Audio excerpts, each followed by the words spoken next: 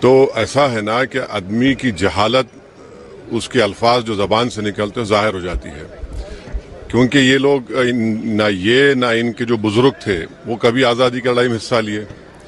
یہی مدرسے تھے جنہوں نے 1857 کی جنگ آزادی سے پہلے بھی اور اس وقت بھی جہاد کا فتویٰ دیا تھا. علامہ کافی کون تھے؟ مراد آباد کے تھے، جو پھانسی پر چڑھ گئے. انہوں نے جہاد کا فتویٰ دیا اور 3 دن میں پھانسی کی سزا ہو گئی.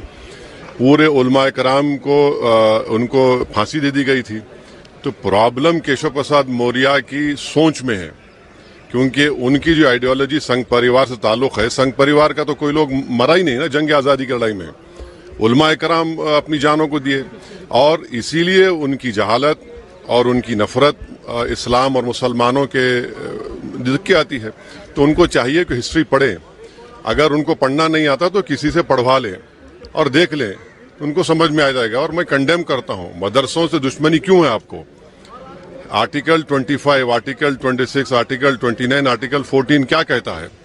تو یہ بات کر رہے ہیں توجہ ہٹانے کے لیے رام مندر سے چوری جو ہوئی ہے، اسی لیے توجہ ہٹانے کے لیے اس طرح کی بکواس اناپ شناپ بک رہے ہیں.